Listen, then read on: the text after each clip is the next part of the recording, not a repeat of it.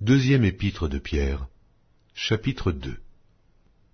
Il y a eu parmi le peuple de faux prophètes, et il y aura de même parmi vous de faux docteurs, qui introduiront des sectes pernicieuses et qui, reniant le maître qui les a rachetés, attireront sur eux une ruine soudaine.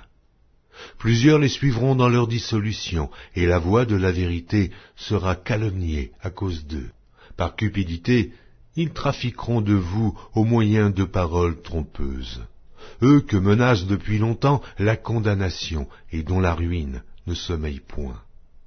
Car si Dieu n'a pas épargné les anges qui ont péché, mais s'il les a précipités dans les abîmes de ténèbres et les réserve pour le jugement, s'il n'a pas épargné l'ancien monde, mais s'il a sauvé Noé, lui, huitième, ce prédicateur de la justice, lorsqu'il fit venir le déluge sur un monde d'impies, s'il a condamné à la destruction et réduit en cendres les villes de Sodome et de Gomorrhe, les donnant comme exemple aux impies à venir, et s'il a délivré le juste Lot, profondément attristé de la conduite de ces hommes, sans frein dans leur dissolution, car ce juste, qui habitait au milieu d'eux, tourmentait journellement son âme, juste à cause de ce qu'il voyait et entendait de leurs œuvres criminelles.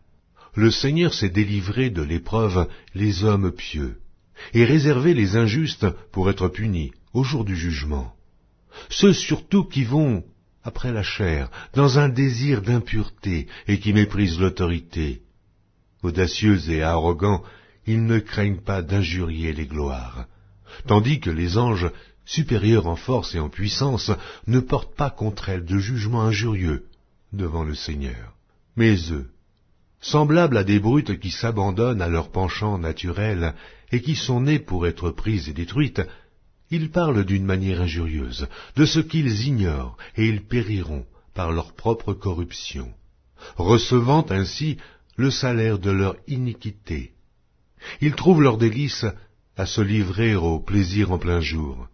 Hommes tarés et souillés, ils se délectent dans leur tromperie en faisant bonne chère avec vous.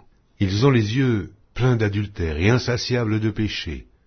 Ils amorcent les âmes mal affermies. Ils ont le cœur exercé à la cupidité. Ce sont des enfants de malédiction. Après avoir quitté le droit chemin, ils se sont égarés en suivant la voie de Balaam, fils de Bosor, qui aima le salaire de l'iniquité, mais qui fut repris pour sa transgression. Une ânesse muette, faisant entendre une voix d'homme, arrêta la démence du prophète. Ces gens-là sont des fontaines sans eau, des nuées que chasse un tourbillon. L'obscurité des ténèbres leur est réservée. Avec des discours enflés de vanité, ils amorcent par les convoitises de la chair, par les dissolutions, ceux qui viennent à peine d'échapper aux hommes qui vivent dans l'égarement. Ils leur promettent la liberté, quand ils sont eux-mêmes esclaves de la corruption, car chacun est esclave de ce qui a triomphé de lui. En effet, si après s'être retirés des souillures du monde par la connaissance du Seigneur et Sauveur Jésus-Christ, ils s'y engagent de nouveau et sont vaincus, leur dernière condition est pire que la première. Car mieux valait pour eux n'avoir pas connu la voie de la justice que de se détourner, après l'avoir connue, du saint commandement qui leur avait été donné. Il leur est arrivé ce que dit un proverbe vrai: le chien est retourné à ce qu'il avait vomi, et la truie lavée s'est vautrée dans le bourbier.